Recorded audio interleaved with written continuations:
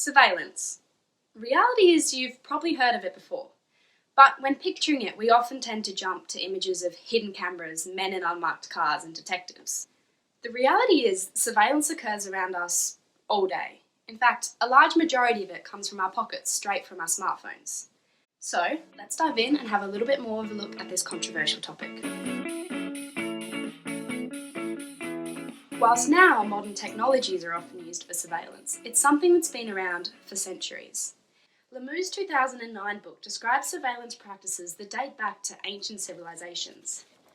Surveillance was first recorded as being used primarily by emperors and kings to help make strategic decisions. Since then, surveillance has played a key role in organisations throughout history. Surveillance practices have been recorded as being adopted during the Middle Ages by religious organisations such as the Catholic Church to develop a network of spies throughout the Roman Inquisition. This network of espionage later diverged from the Church in the Renaissance period to be used by state structures in the race for New World innovations. It truly was the 20th century, however, that prompted the dramatic development of surveillance accompanying the technological age. Jump forward to 2020 and surveillance technologies are so ingrained in our everyday life, it's something we almost ignore. In studies conducted by Ezmadzadeh and Co. in 2019, they state that cellular technologies, or mobile phones, is an integral part of life. Phones have slowly become a necessity that many people can't leave the house without. With so many people being reliant on their phones, the implications of not having one have become quite drastic. In fact, Ezmadzadeh's study shockingly revealed that by people not having access to a mobile phone, they can face increased risk of anxiety, sensitiveness, sleep disorders, and even physical ailments. Research like this shows just how reliant we as humans have become on these handheld devices. The thing is though, with so many of us using and having these phones, the amount of data known about us is growing almost out of control. In fact, across the systems of phone companies, search engines, social networking sites, hospitals, and a variety of other apps, our stored data has reached a stage where it can reveal pretty much everything about us. Think about it. How often have you looked at one item in a Google search and the next minute have ads popping up for it in your Instagram feed?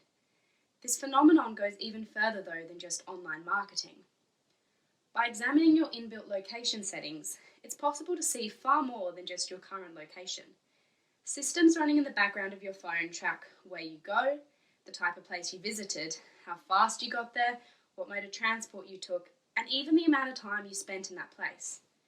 Or take a closer look at your Facebook settings. There's a whole section built about you, used for targeted advertising.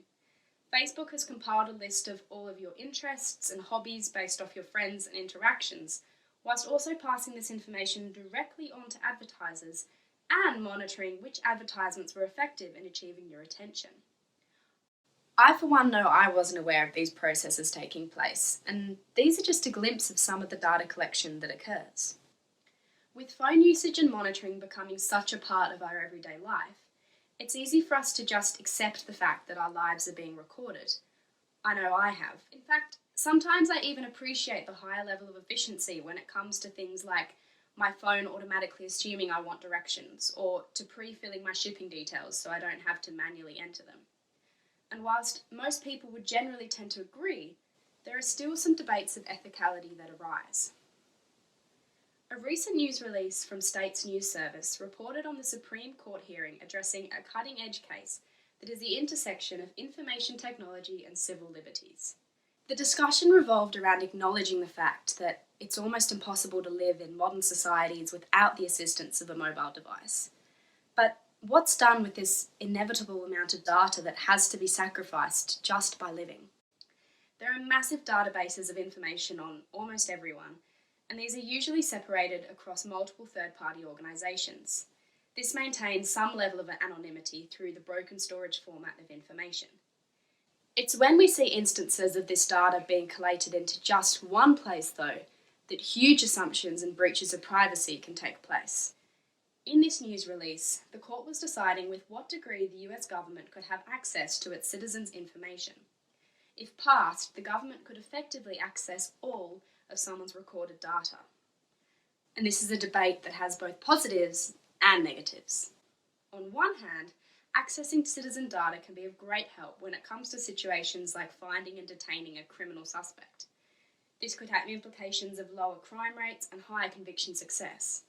With this viewpoint, society would greatly benefit from government surveillance control. On the other hand, though, it could come in a direct clash with a globally recognised human right to be free from surveillance and intimidation. As we've already discussed, practically every element of our lives is stored and recorded in some way. Many people would feel uncomfortable by the concept of knowing at any moment they could be watched and monitored. I don't know, it's a really difficult debate to decide where I personally stand on it, and many other individuals and organisations are facing the exact same conundrum.